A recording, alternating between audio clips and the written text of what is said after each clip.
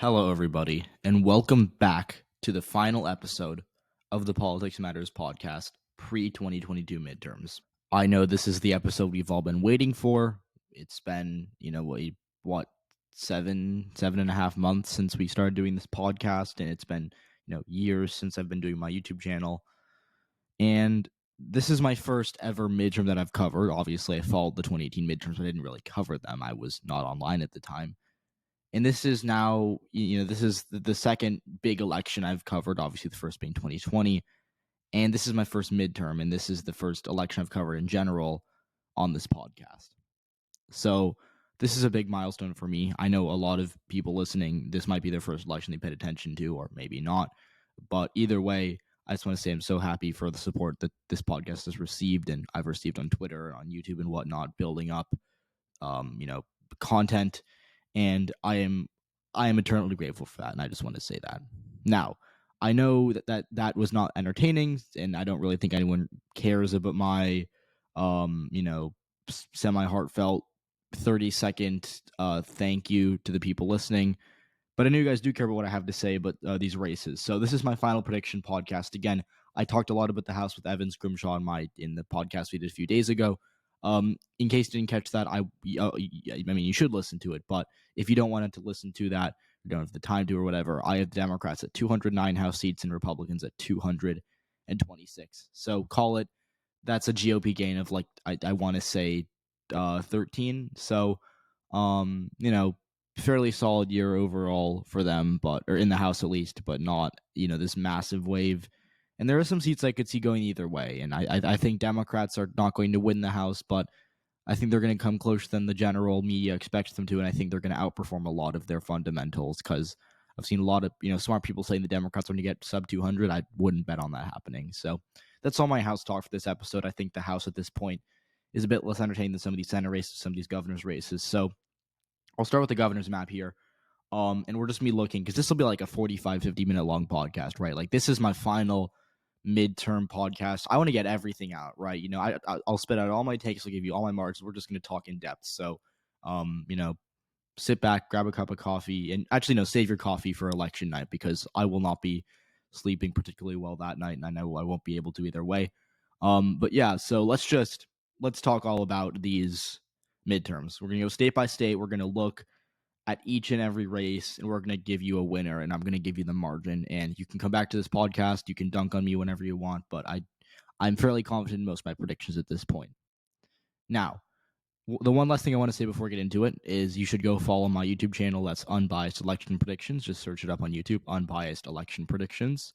We're close to 5.8K. We've been growing a fair amount these past few weeks as we've gotten close to the midterms. So if you could go hit that subscribe button on that channel, follow me there. I post daily there. That would be great. And follow me on Twitter. I will be releasing county predictions on Twitter, which will be fun. At Ryan Jakubowski. Again, that's just my name. No underscore, no nothing. Just at Ryan Jakubowski.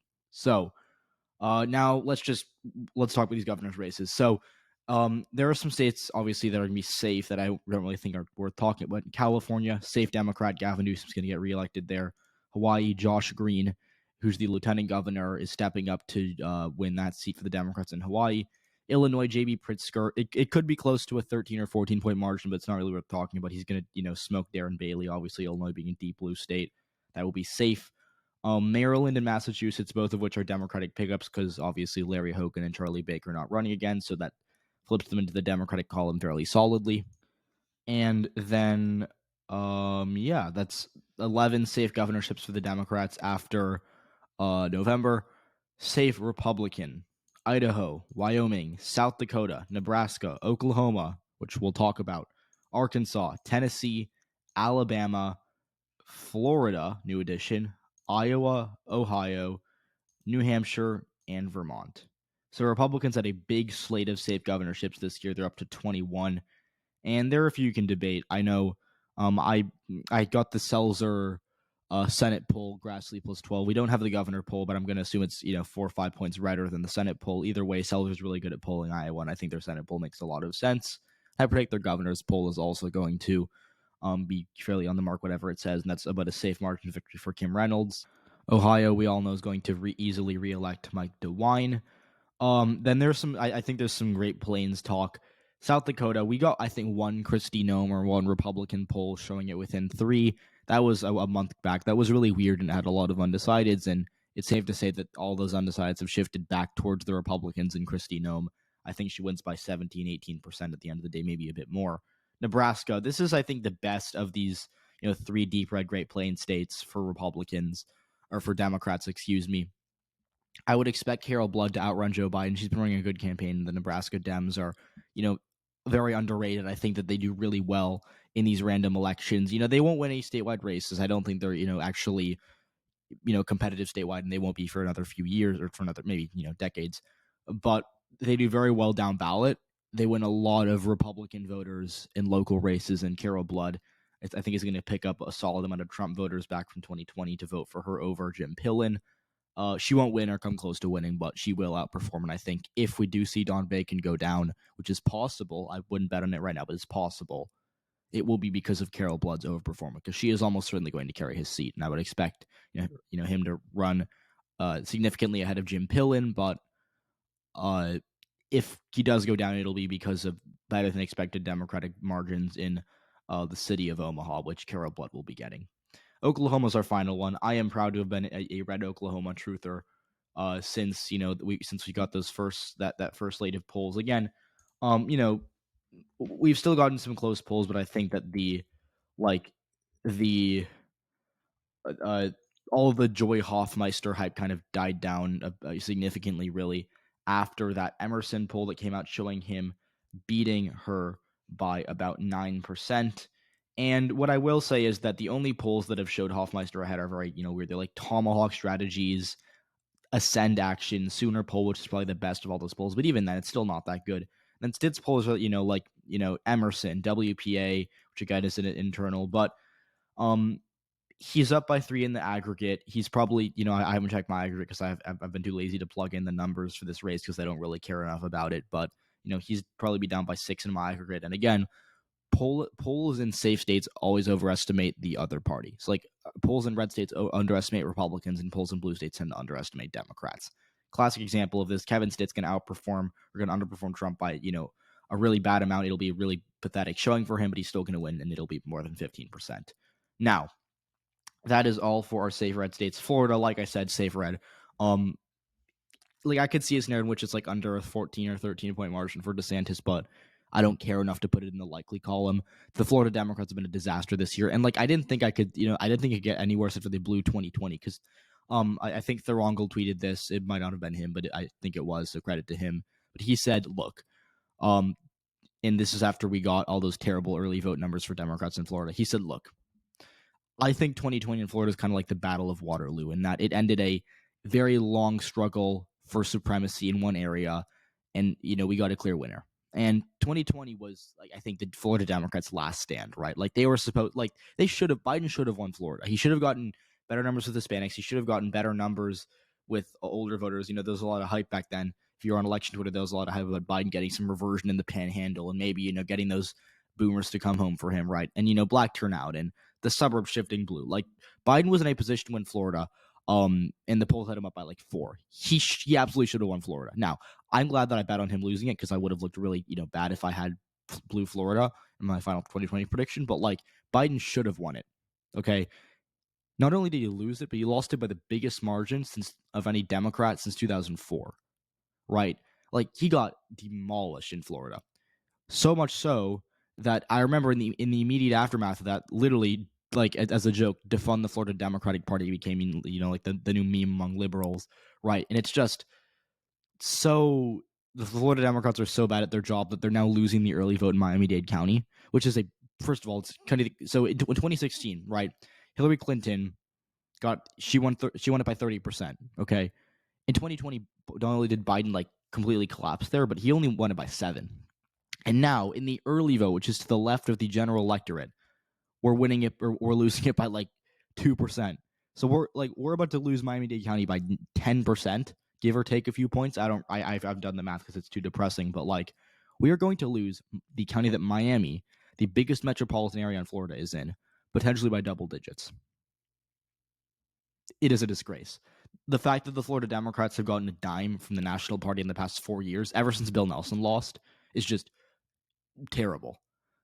Florida's going to be safe red for a very long time, and like pretending Florida's going to somehow be competitive in the future, if not this year, is just, it's completely non-founded. Charlie Crist, I like him as a candidate. I think he was okay.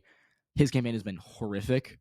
The Florida Democrats have had no energy, no voter turnout, no persuasion of swing voters. They're going to lose by 13 points. I'm done with Florida. I am so done with Florida. I hate talking about it because it's like because the thing is, 2 years ago, Ryan's from 2.5 years ago, from summer 2020. My forecast in summer 2020, I remember had Biden winning Florida by a point.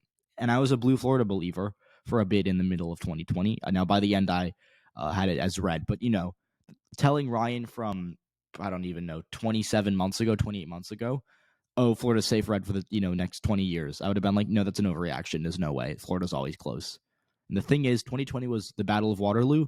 And not only did we lose, we got blown out of the water. We took every possible casualty, and it's over.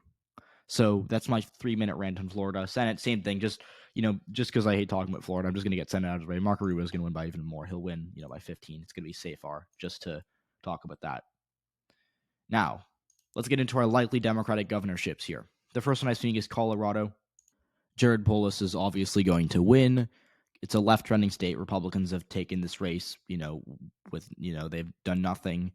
In Colorado, I think it's just going to be under 15. It could be like the reverse Florida in that it's a, plus 13 or plus 14 result. Either way, not worth talking about. It is over for Heidi Gaynell and, Jared Polis. His, potential to carry both the, 8th district and maybe come close in the 3rd district as well. So I want to see that more than I want to see the actual outcome. Now, next likely blue state, Minnesota. Scott Jensen isn't, I've watched some of his campaign stuff. I've tried to do some more research on him in the closing days because I didn't really know much about him. Doesn't seem like a bad candidate or a bad politician. I think he's, not polarizing or not super right wing in the sense that he isn't, campaigning on a lot of the issues that Republicans have gotten hammered for this year. Like that being said, I don't view him as good enough because he hasn't raised any money. The Republicans have no interest in funding him, and so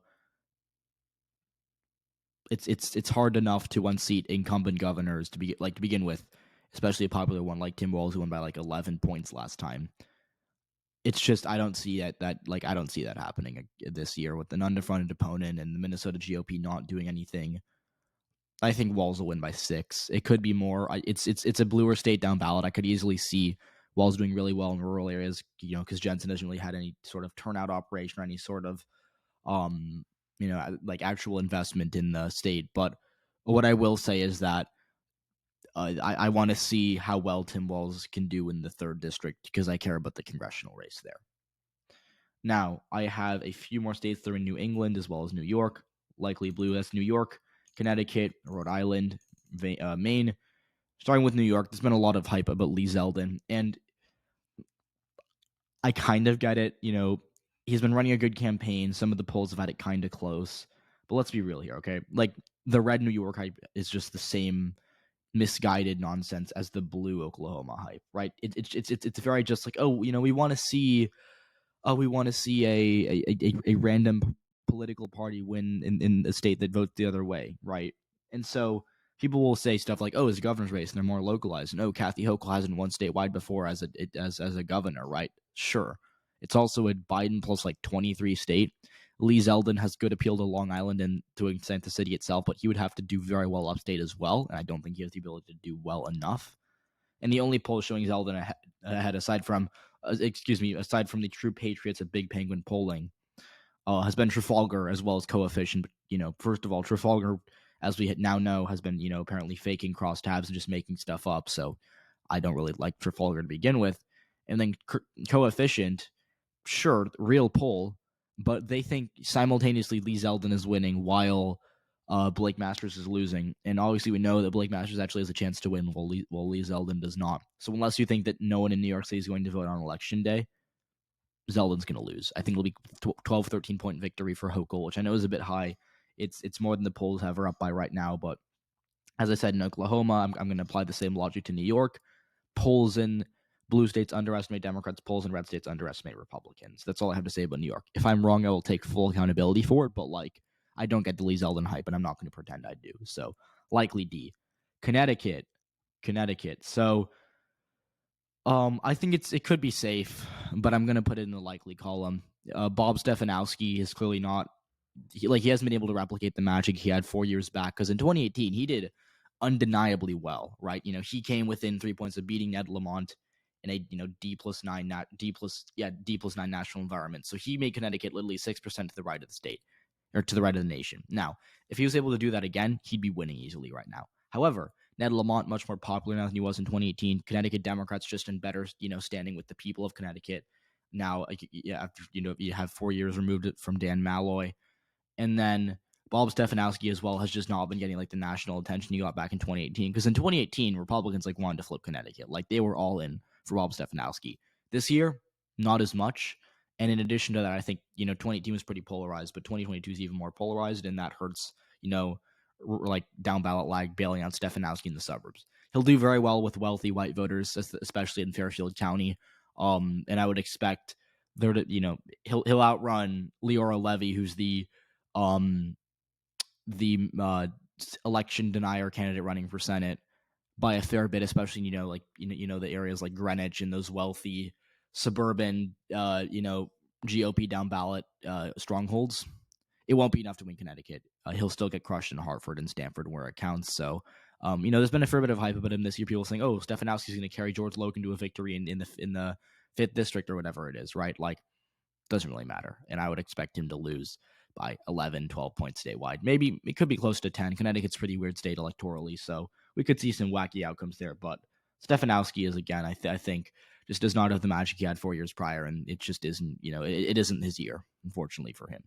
Rhode Island, Dan McKee, not a great candidate. He has not won state, or he hasn't won as the incumbent governor before. He's only the incumbent because Gina Raimondo resigned to work with the Biden administration. That being said, Ashley Callis, whatever her name is, the Republican nominee, I'm not going to pretend I know that much about her, but she hasn't been able to fundraise effectively enough to contest a state like Rhode Island. So unless you believe in the Allen Fund coattails, whatever the joke is, it will be likely D. I would expect some good Republican turnout in those rural areas, and I think there could be a bit of snapback in the suburbs outside of Providence, specifically in Cranston. That being said, Providence is enough to keep Rhode Island blue statewide, and I think all of the truthing for Ashley Callis to beat Dan McKee is just pretty, to me, it's pretty far-fetched at this point. So I'll have that one as likely D. Finally, Maine. This state, I think, has of these 4 states I've talked about, which are obviously New York, Connecticut, and Rhode Island, and Maine. Maine is the only one that I think I can actually vote for Republicans. Paul LePage has been closing the gap in, the 2 most recent polls. I don't think it'll be enough. He's still down by 6 in I think, was it Suffolk or Survey USA? I forgot which one. Started with an S, but either way, he's down by 6, which is still pretty bad. And yes, I know Maine polling misses exist. I got burnt by Sarah Gideon losing, as did everyone else in 2020. So I am acutely aware of that. That being said, my aggregate has LePage down by 8. He's not popular enough to knock off a decently, well-liked incumbent governor. She isn't super popular or anything, but she's not unpopular. And again, beating out incumbents is pretty hard in the first place. And also, without Susan Collins on the ballot, I wouldn't expect the Republicans to truly contest statewide. So, that's what I will be sticking with. Likely D. Could be lean. I could see it being within 5, but I'm going to be bullish on Janet Mills. She's been doing really well in the polls, a lot better than I expected, 4 or 5 months ago. And as a result, I'll reward her with the likely D categorization. Likely our time. The Republicans at 21 right now, and I'm about to give them a good amount of seats here. So Alaska, Texas, South Carolina, and I think that's it. Georgia could make the case for it, but I'm putting it as lean Republican just to get that out of the way as well. So, first of all, Alaska is going to be weird because you have those 3 candidates, because you have Mike Dunleavy, the incumbent Republican, Bill Walker, the former governor who's an independent, and then Les Guerra, the Democrat. I don't know who will come in. Dunleavy will obviously come in first. He might actually get the majority outright, so it doesn't really matter. But what's going to happen is either Guerra or Walker's going to get the majority of Democrats to vote for them. I think it'll be Walker because he said a statewide profile before, and because I think Murkowski voters are going to cross over for Walker as well.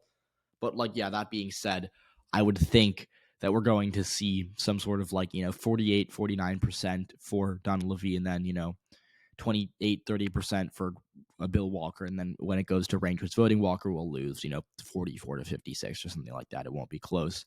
Texas, I have a bet with Tencor, but obviously friendly. But I have a bet with Tencor about Texas that it's going to be under a 12-point margin of victory for Greg Abbott. It did it back in like August or something. I don't really remember. But what I will say is that I think I'm going to be right about that. I would expect O'Rourke to come within 10 points of beating Abbott either way. I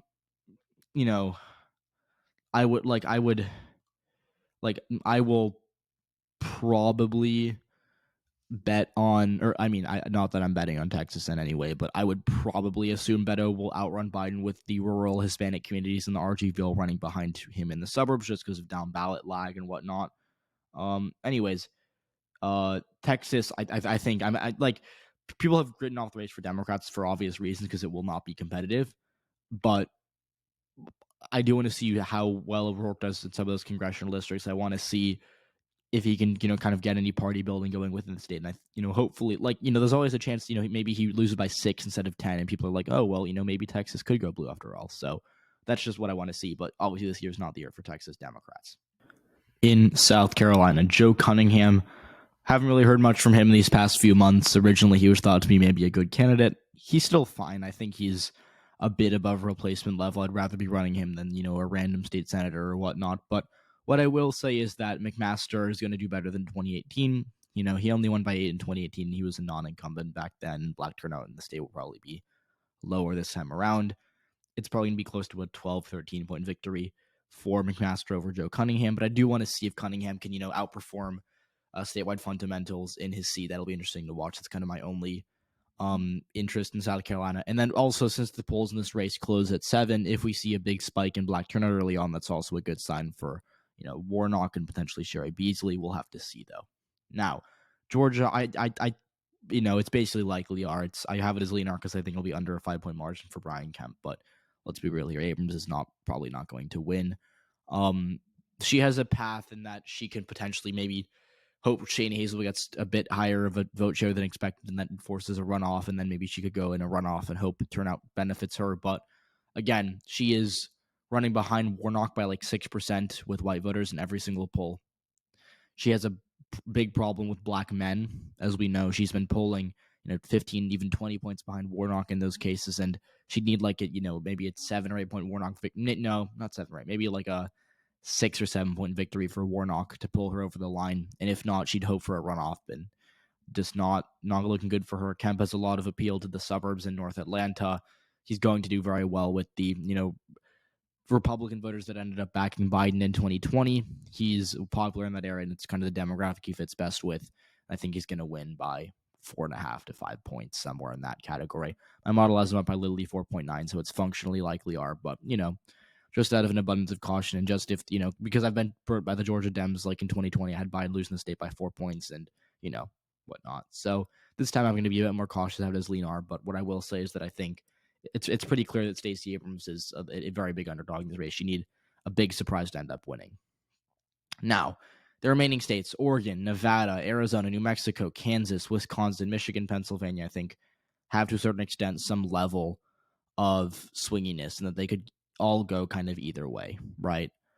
The first thing I want to say is that I think some of these states are more competitive than others. I think Kansas is really close, while just to get right off the bat here, Pennsylvania, Josh Shapiro, I think is going to win pretty easily there. Look, Mastriano winning at this point would be like an upset even bigger than Bernie winning Michigan's Democratic primary in 2016. He's been outspent 40-1. He hasn't led in a single poll. Even Trafalgar has him down by like 9. Like, he is running a disastrous campaign right now. Like, it is so bad that even Red Eagle, who was like loving him, stamping for him, saying he was going to win, that he was vindicated back in May, right? Even he thinks Mastriano's, down, right? So, I do think Mastriano's going to do a little better than people think. Like, I saw someone on Twitter say he's going to lose by 11, and I'm like, okay, well, if Mastriano's losing by 11, then Fetterman's in a likely D race, or is in at least a lean D, likely D race.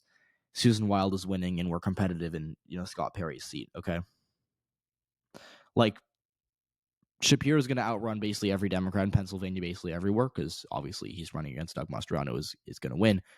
But him winning by 11 would have coattails big enough to like save the entire state for Democrats, and I don't know why people think it's going to happen. He'll win by 4 or 5, maybe 6, but like the rurals are going to come up from Mastriano. There are going to be a lot of people, and like by the way, there are going to be some people who are telling polls they're voting for Shapiro just because they know Mastriano's not a good guy. They'll vote for Mastriano anyways, just because of crime or taxes or whatever, right? Like the shy Mastriano voter does absolutely exist, and it won't be enough to save the state for him, but it will be enough to kind of make it a 5-point loss instead of a 10-point loss. Michigan, it's close to likely. I think Tudor Dixon could get smoked pretty bad here. What I will say is that Whitmer has been, not collapsing, but she's been kind of cratering, not even cratering, but she's been falling in the polls. It's mostly because Republicans and some right-leaning independents have come home for Tudor Dixon. Dixon's going to hold on to the base in the rural areas. Obviously, she'll run behind Trump in terms of both turnout and percentages in those counties that are pretty rural, but she'll hold her ground. She'll also hold her ground most likely in the suburbs, in the working class areas. I originally had Whitmer winning Macomb. I think she's now going to lose it by 2 or 3. Whitmer, on the flip side, though, I do think Whitmer's going to do pretty well in the Grand Rapids area. She'll do well in, your cities like Kalamazoo, Lansing, Saginaw, Flint, like all those like mid-sized cities that, rely on black turnout to be Democratic. I think they're all going to be a bit bluer. And then in Detroit, like someone on Twitter said there was gonna be like low turnout in Detroit. I don't think that's true. It's apparently it's just like nonsensical, but that would be the only way Dixon wins. And I think at this point, not something I'd bet on. So Michigan, call it lean D, but Dixon does have a path, unlike say Mastriano, who I think is pretty much screwed at this point. Finally, two more lean D states. One of these is not a hot take. One of them is. We'll save the hot take for last. New Mexico is my non-hot take. It could honestly be likely. Like someone on Twitter, I think it was I know his app, but I want to say his name because his names are always funny. Yeah, my friend #ready for Rashid, who was prior, I think, Marxist for Mordaunt. It's always his ad is always an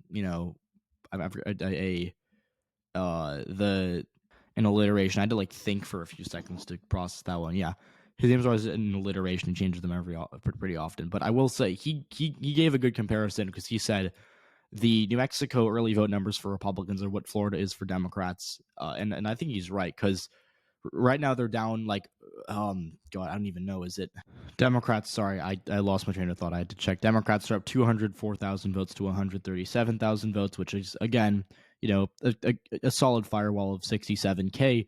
But what's even better about this is that Republicans only netted 12,000 votes on Election Day 2020. So, first of all, lower turnout on Election Day. The fact that Election Day is less polarized now than it will be, probably less polarized now than it was in 2020 because more Democrats will be voting in person than last time. Even if you think that 12K is going to happen, they'd still be down over 55,000 votes, probably netting, because Democrats probably be netting even more in these final days. So they'd probably be down like 60, 65K. And the thing is, I'm not even convinced Republicans will be netting that many votes on Election Day because now Democrats are voting in person as well. So call me skeptical of this, massive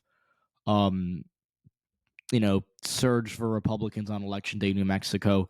Look, Ron Chetty's not someone I despise as a Republican. I think if I had to pick a Republican candidate for governor to win, I'd probably pick him, along with obviously Phil Scott, but I met in competitive races. So I don't have any incentive to slander his campaign, but it has been really disappointing. I expected him to continue his momentum from that Senate run and, hopefully, potentially beat Michelle Lujan Grisham. But he has had really no turnout operation, and the early votes just are atrocious. So call that one lean D, bordering unlikely. Now, my hot take lean D state, I already mentioned it. It's a hot take here. Oregon. Let's talk about Oregon. So at the moment, if you go on 538, because I know that's the best public polling aggregate for statewide races, they have Tina Kodak up by 1.3%. She surged because she was down by 3 a few weeks back. She's now up by 1.3%. Okay, so that's good. Obviously, you would expect there to be, it's good for her. Like you would expect for there to be, like I guess a surge for her because partisanship usually comes home in the end. It's kind of the same way it did for Kevin Stitt and Kristi Noem. Just this way, it's the opposite. And what we've seen is that Betsy Johnson started, back in August. She had 27% of the vote. Like it was literally a 3-way race back then, arguably. she she fell to 24%, 22%, 20%, 19%, 16%, 14%, 13%. Now she's at 10%, and she might even go down to 8 or 9% on election day. Most recent, I think, poll out of Emerson had her only like 8% of the vote. That might actually be my best guess. Now, if Johnson does outperform her polls, gets like 14% of the vote, she could spoil it enough for Kotek to lose. That being said, Kotek is ahead with her at 10%, and as we know, polls tend to overstate third-party vote vote share outside of the Northeast, and Oregon is PNW, certainly not New England.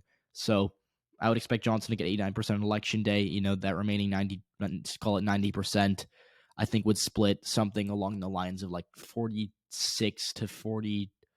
Yeah, maybe 46, 44, 47, 43, somewhere in that area for Tina Kotek, and she wins by 3 or 4 points. Now, this is a weird race. There's a lot of room for weird things to happen, and certainly Christine Drazan has been running a decent campaign, but it got nationalized really quickly, and it's a blue state, and I think most Democrats are coming home for Tina Kotek, even though they don't really like her, Kate Brown, all that much. So, Oregon, call it lean D. I think this is a state I'm pretty confident in. A few weeks back, I had it as the purest of toss-ups. What I will say is that Drazan's fall in the polls, and the fact that I think races in these states do come home for their respective parties are probably going to end up saving Tina Kotek.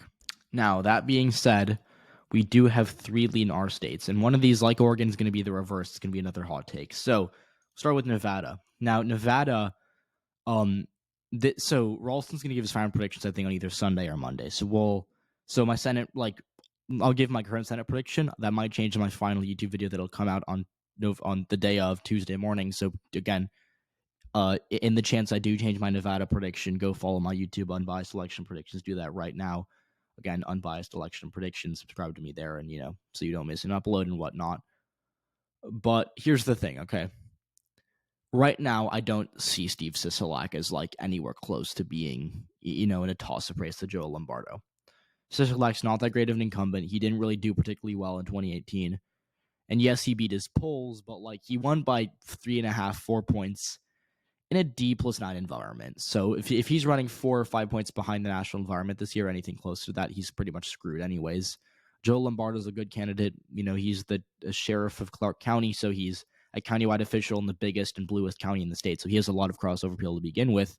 And Sisolak's taking a lot of heat because of his closing down of the, of those casinos, and because of what he had to do during COVID, which really kind of killed Vegas for that whole year of 2020. So, isn't necessarily his fault or anything, but it is pretty clear to me that there's still some resentment among those independent voters in, Clark County that probably know Lombardo and probably don't like Sisolak all that much. And so, do I think Sisolak's going to do, people are acting like it's a safe R race. Sisolak has a chance. He's an incumbent. He's not horribly unpopular. But look, Lombardo's clearly the better candidate. Nevada, the early votes don't look terrible for Democrats, but right now they only have a 26K firewall, and it'll build a little more, but it won't be enough to do the 55K firewall I was hoping, or that Democrats were hoping for, that I was expecting them to get a few weeks back. And so at that point, I think you're looking at maybe a 15 to no, not even that, probably like a 30 or 40K vote loss, which would be similar in terms of margin to what happened in Nevada in 2020, because Biden won it by 44K, and I think Sisolak could lose by 35 to 40K, something like that.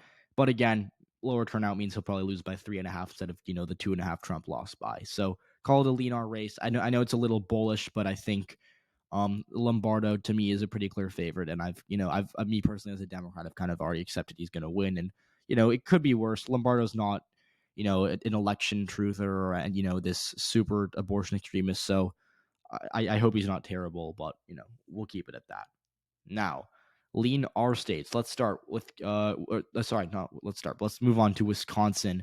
Look, the early vote's been really good for Democrats, and Evers and Barnes have helped. Barnes is totally collapsing in polls. He's now kind of rebounding, not enough, but he's rebounding a little bit.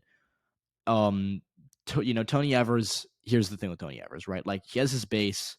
He's really well liked by the progressives in Madison and the Democrats in Milwaukee, but he won in 2018 because he did really well with the white working class, and because he was able to hold his own in rural areas. Both those demographics trended massively towards Republicans since 2018. And yes, you could theoretically improve with voters in the WOW counties, but you guys know how I feel about that. It'll be too little, too late, and turnout problems. Which again, early vote looks good for Evers, but there are still turnout problems that exist in in the Milwaukee region and in the general vicinity of Dane County during midterms. And so maybe Evers loses by 2 instead of the original 4 I was predicting, but I still think it's a lean our race, and I would still be surprised if Evers pulled it off. I'm not, as fully certain of him losing as I was a few weeks back, but look, he's still probably going to lose. This isn't me, telling you to get your hopes up or anything if you're an Evers supporter. So Evers, lean our race. My goal is probably be the next governor of Wisconsin after Tuesday. Or no, probably Wednesday, because Wisconsin takes a million years to count their ballots, so probably Wednesday. Now, Arizona and Kansas, these are, I think, the 2 closest governor's races this year, and we're going to tilt them both towards Republicans. Call Arizona tilt-R, call Kansas lean-R because I want to be bullish. My model has Kelly losing by 2.3%, so again, it's on the border of lean and tilt, but I'll call it lean because I do want to be bullish and because I want to be proved wrong by Kansas because I like Laura Kelly a lot. Here's the thing, okay? My argument for Kansas is similar to my argument for Oregon, right? Partisanship is what matters. And in the same way that Oregon's coming over the Democrats, I think there's going to be a lot of people who don't mind Laura Kelly, but are going to vote Republican just because they are Republicans. Derek Schmidt, the Republican nominee, statewide officially, is the attorney general. He's not, super unpopular in the state. And yes, there's a bit of lag in the rural and some suburbs, or the rurals and some suburbs of Kansas because of the Brownback administration, because the state locally does not like Republican governors that much. So Laura Kelly has a puncher, not a puncher, she has a fighting chance, right? But like I said, there can be a lot of people who tell polls they approve of her, which is why she has such high approval numbers, but are going to vote for Derek Schmidt. Kelly is, again, a very good candidate for the state as a whole, and I think she's going to do a lot better than people think in some of these suburbs, which is why I think David's will hold on.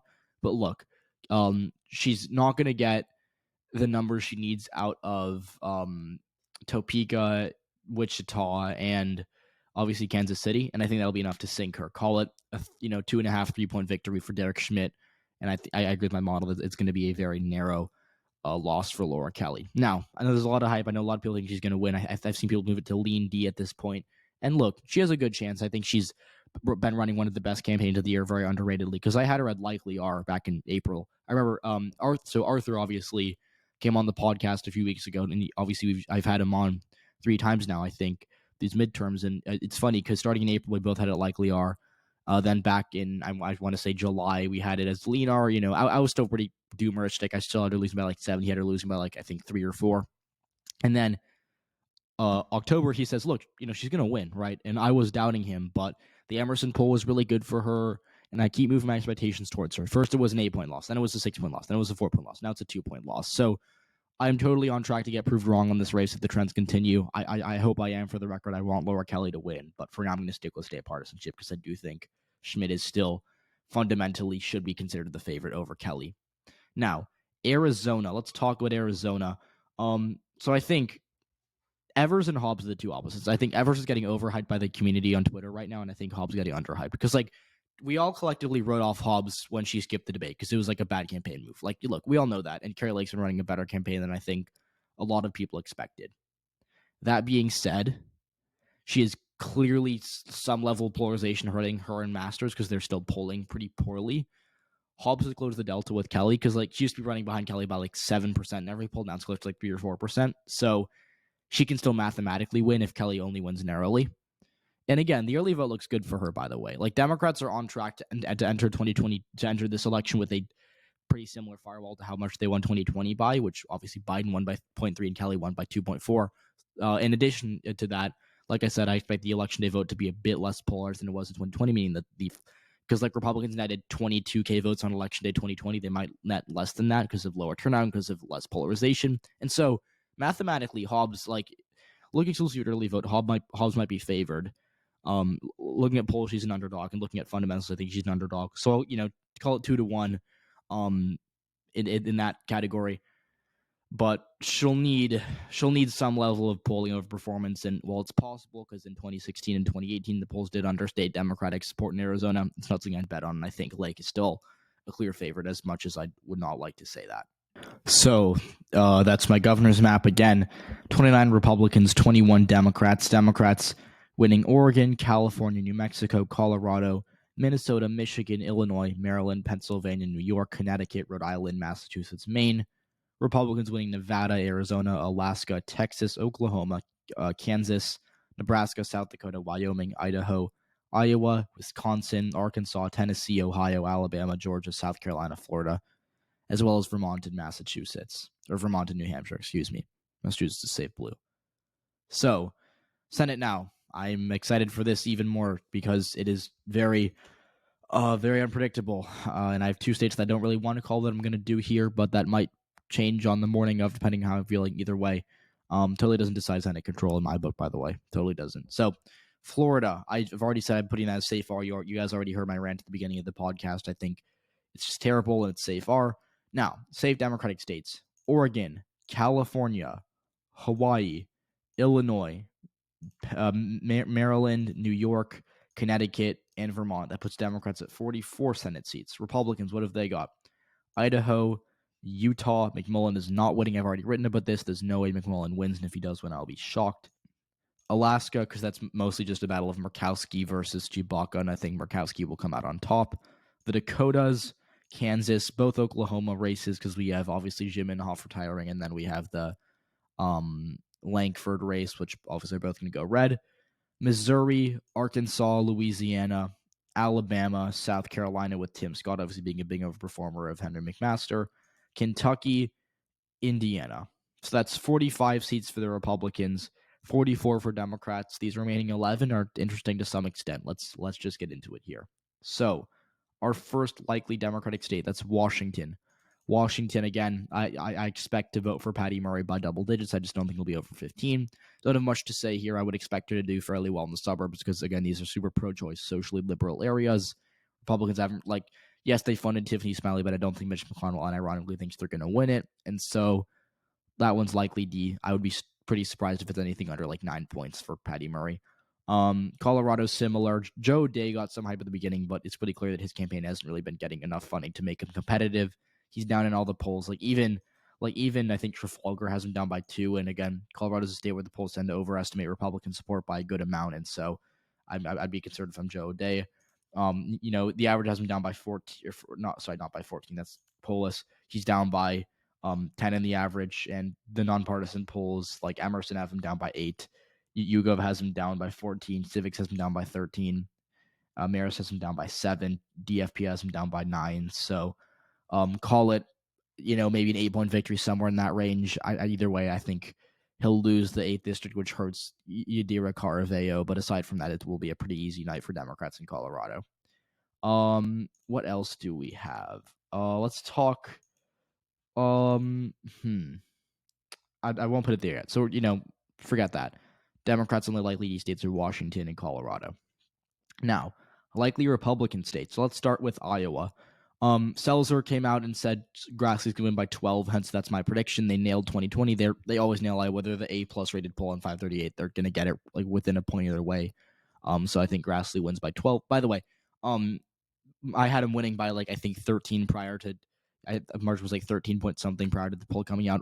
Call it 12. Selzer's always right. Just follow whatever Selzer says. And I know I wasn't saying that back when Grassley was only up by 3. Or back, I think last month, he was only up by 3 in one poll, and I was like, that makes no sense. And I still stand by that. He's not going to, come close to losing. It'll be a 12-point victory, like Selzer says. Seat 47 for Republicans. That's Ohio. Look, Tim Ryan is a great candidate, and I think he's running one of the best campaigns of 2022, and I want to say that because I think it deserves a lot of recognition. All right, and I would not be opposed to him even running for president or running, for something else in Ohio, maybe running for his old house seat. Whatever, okay. Here's the thing. Ohio is a state that votes 12% to the right of the country. J.D. Vance is a bad candidate, but he hasn't had any massive moments would make Todd Akin himself into a loss. And yes, the early vote numbers look decent for Democrats right now, especially in the Cincinnati and Cleveland areas. But again, banking on election day turnout to carry Tim Ryan to victory is just not great. And also, excuse me. Can't be getting tired. The DeWine campaign is going to do enough to give Vance a reasonable floor in the suburbs, and so you'd think he wins by 6. That's my margin. I think it could be a little less, could be a little more, but Ohio's a right turning state, and as much as Tim Ryan's a good candidate, it's not enough to combat everything else. It's kind of it's like the meme of the guy it's like trying to, I can't think of the exact analogy, but it's like trying to like carry everything on your shoulders. Like you can do some of it. He'll get some reversion in some places, but it won't be enough, and he still will lose by 6%, which is a likely R margin. Now, let's talk about our lean D states. So again, what's C47 for the Democrats? To me, that's New Hampshire. Look, some polls have shown it to be close. Okay, and I get that. But here's the thing. The polls in New Hampshire in 2020 were pretty accurate. They were like within a point, and the average right now still is Hassan up by like 3%, which I think she wins by maybe a point more. Look, she's down by 1 in Trafalgar. I know she's down by 1 in St. Anselm, which is a bit concerning, but she was down by I think she was down by 7 in St. Anselm at the beginning of 2021 to Chris Sununu, and I think if you held an election in March 2021, which is when the poll came out, she would have lost by like 4 instead of 7. So just saying, clear overcorrection going on there. I just wanted to point that out. And then, she's up by 5 in Emerson. She's tied in coefficient, which I think Zeldin is winning, so that's pretty good for her. She's up by 10 in, UMass Lowell. She's up by 1 in Insider Advantage. She's up by 2 in, Fabrizio, which was, again, Bullock's internal from 2 weeks ago. So I still think she wins. It'll just be by a bit less than I was originally expecting. Call it, she wins it by 4 instead of 6, like I thought a month ago, which is, I guess, a little concerning for Chris Pappas in that first district against Carolyn Levitt, but Levitt's a bad candidate that I think will be fine either way. Now, second and final lean D state. What's that? That's Arizona. Yep, I'm keeping his lean D. I originally had his. It was like back in it's been crazy. Me and Arizona have had a crazy relationship over the past few months. So back in May, I had his lean R, and I was pretty confident Masters was going to beat Kelly pretty badly. Then I moved it to Tilt R, and then I kind of just was like, all right, fine, Kelly's going to win. Then I moved it back to Tilt back as lean D. I moved it back to Tilt D after we got some concerning polls for Kelly that showed it close, but the early vote's looking really good for him. He's like right now at this moment he's like a 25K firewall. It's probably going to increase because we just got a big batch of GOP votes and some Dem votes are still outstanding. So again, and by the way, like I said in the governor's race, Democrats only lost 22,000 votes on election day in 2020, and with lower turnout and less polarized electorate, they'd still probably he'd still probably win only if he had a 24K firewall. He probably has like a 35K firewall by the morning of November 8th, maybe close to 30K, whatever. Same thing. You get what I mean. Firewall's big enough. The counties that are blue are turning out. Democrats are looking pretty good, especially in that 6th district and in the, with Hispanic voters, which I think was my only concern for Kelly walking into it, and he seems to have addressed that. So to be fair to him, I think he'll win by 2.5%, 3%, maybe a little more than he won by in 2020. Again, I think we've only had one poll that said Masters up, and it was from Insider Advantage, which I think had him. No, sorry, I think it was from Patriot. No, sorry, it was from Emerson. That's what it was. Emerson. He's down in Remington, which is a Republican poll. He's down in High Ground. He's down in Marist. He's down in Civics. He's down in Wick, which again thinks Zelda or thinks Oz is winning by 5 points. He's down in Fox. He's down in NYT Siena. He's down in Ohio Predictive Insights. So look, Kelly's trailed in only one poll of like the 55 conducted. I would expect him to win by 2.5 points at the end of the day here. Now, let's move over to our lean Republican states. I've got a few of these as well. We've got 2 by the looks of it. First is Wisconsin, and look, Mandela Barnes isn't going to win. He's still totally screwed. Like early vote is good for him. He's been closing the gap in some polls, but he's still down by 3% in the polls as a Democrat in Wisconsin, which I know is 2 points closer than it was a few weeks ago. But look, the polls overstated Biden by 8% in 2020. Adjusted for that, Barnes would lose by 11. So, he won't lose by 11, but he's still going to lose by a pretty big amount. And Ron John's not a good incumbent, but he managed to do really well with suburban voters, and with those voters make up a higher share of the electorate, you'd expect there to be a punishment for Barnes in that department, and so call it a 4.5 point victory for Ron Johnson. Barnes, like I said, similar to Evers, he's going to lose a lot of ground with working class voters, with rural voters, and Milwaukee and Madison turnout just won't be high enough to combat those. So again, Republican victory in Wisconsin. Then next up is North Carolina. And look, I'm actually kind of disappointed in myself not moving this to likely R, because I know I said, right, I was like, oh, okay. We'll know by the weekend before the election whether Beasley has actually gotten the black vote up. And it's weird because the Democratic share of the electorate is up it's pretty good for Democrats, but the black vote's not good for them. So it's conflicting evidence. So I'll stay with my lean arm prediction. I think she loses by 4 points at the end, similar to Barnes. I think she loses by like half a point less than Barnes to call it a 4-point loss. But look, from what I've heard from people in North Carolina, I've heard a lot of conflicting things. Some people think Beasley's going to do really well in the research triangle. Other people, and I know I talked to someone from the Asheville area who said it's pretty bad for Beasley. So we'll have to see. Again, anecdotal evidence isn't great, but it does kind of give you a vibe for the race. And I think right now the vibes have shifted towards Ted Budd.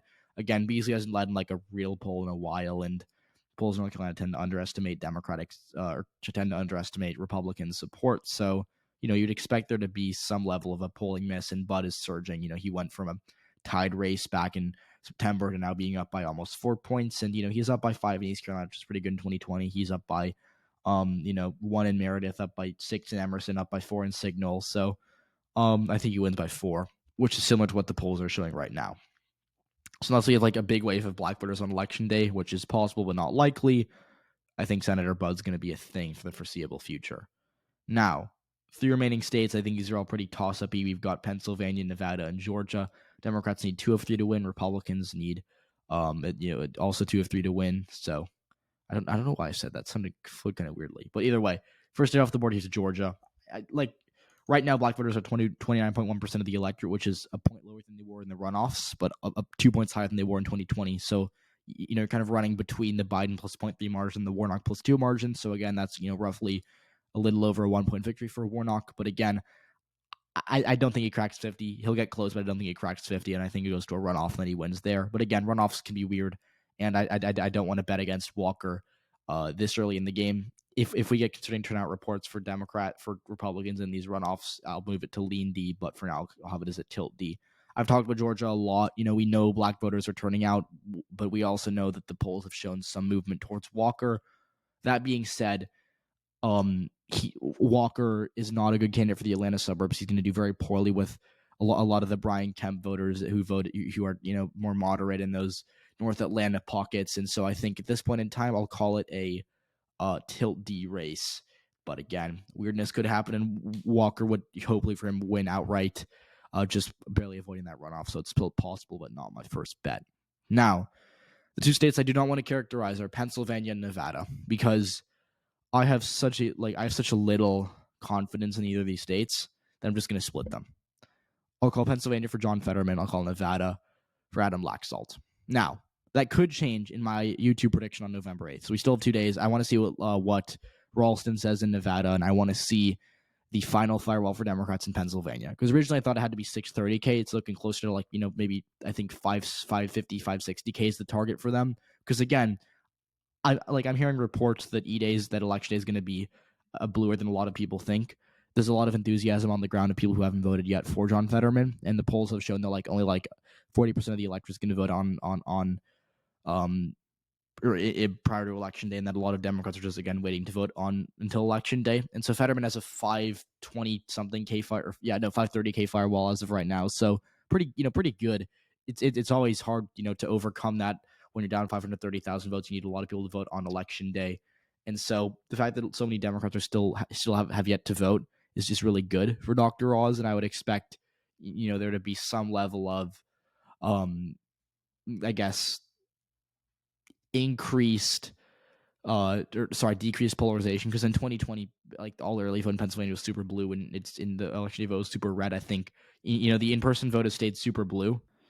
So that's the early vote analysis. The polls have still remained good for Fetterman. I know there's been some closing, but his 9-point lead in the summer was always unsustainable, and I think it was always ridiculous. And I never had him winning by more than 3, even in August.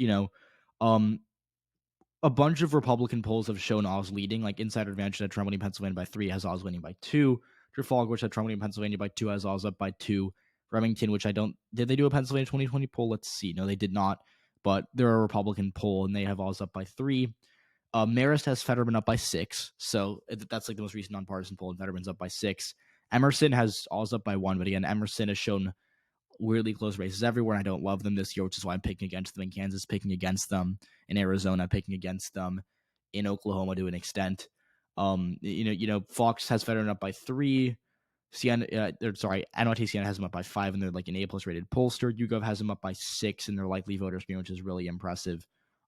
So yeah, I think my aggregate has him up by 2.5. I think he wins by like a point or something like that. Because look, my gut still thinks Oz is going to win. I won't lie to you. I'm not super confident about Fetterman. Okay. Now, that being said, what I will say is that Fetterman, right now at least, is leading, is punching above his weight in these in the counties that are important. So we had a nonpartisan poll Northampton County and Center County, both of which are more Republican down ballot, but voted for Biden. So Northampton was like Biden plus 0.3. Fetterman's up by 2. Center was like Biden plus 5. Fetterman's up by 7. And again, Center is more Republican down ballot as the Northampton. And you know, the Lehigh Valley is supposed to be Oz's strongest area, and he's running behind Trump there, which isn't good for him. The Allegheny County turnout reports are really good for Fetterman because it's his home base, and you know, it's Pittsburgh. It's where a ton of Democratic votes come from. Turnout in Republican areas, I don't think is going to be amazing. It'll still be good, but it won't be amazing or, you know, good enough to counteract the massive firewall the PA Dems have built. And then most importantly, Philadelphia turnout looks to be headed pretty strong for Election Day. Obama was there on Saturday, and you would expect there to be a lot of Election Day voters that are going to vote for Fetterman and Shapiro. And again, Shapiro's coattails are hopefully going to, you know, drag Fetterman over the line, which I don't think is guaranteed. But if Shapiro wins by like 6 or 7, like some people are suggesting, I think it'll be enough for Fetterman. So, yeah, call that a Fetterman plus 0.8 result. I think my model has a 0.8. So, not confident about that one. Don't love that pick, but you know, it could change before Election Day. And B, what I will say is that the math is there for Fetterman, but my gut is not. That's all I'm going to say. Now, Nevada's our final state, and again, this will like if John Ralston says Cortez Masto is going to win, I'll change that to Cortez Masto winning. For now, I'm going to keep it as Tiltar. We've kind of oscillated back and forth, but like I saw someone posted a meme, and it's like, oh, you know, it's so over, we're back. It's so over, we're back. Because one day, it's like an emotional roller coaster, right? Like it's me watching a Seahawks game. It's you know, at one point it's like, oh no, it's so over. This batch of votes is terrible for Democrats. Oh no, actually we're so back. It's great for Democrats, right? It's like watching like a slow motion election night, right? We are getting a batch or two a day, and one of them is really good for Republicans, the other one's really good for Democrats, and you know, it's always like, oh, is this good? Is this bad? Right? And here's the thing: Cortez Masto's firewall has not been constructed well enough to make me confident in her. Laxalt's he's a decent candidate. It's a right trending state. It's in a more Republican midterm than the last election Cortez Masto won in, right? So that benefits Laxalt. You know, Steve Sisolak's going to drag down Cortez Masto to an extent, I think, in Clark County, which is a big concern of hers. What I will say, though, is that I think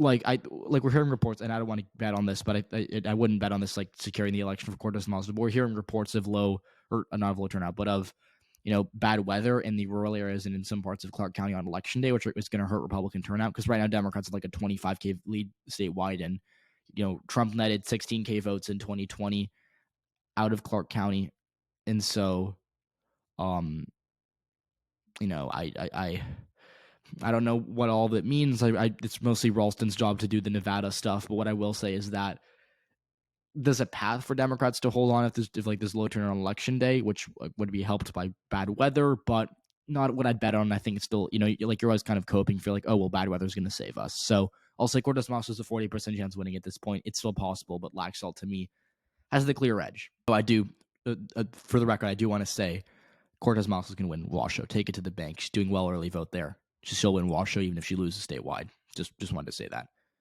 Now, that's my Senate. 50-50 Senate. Obviously, as all things must be perfectly balanced.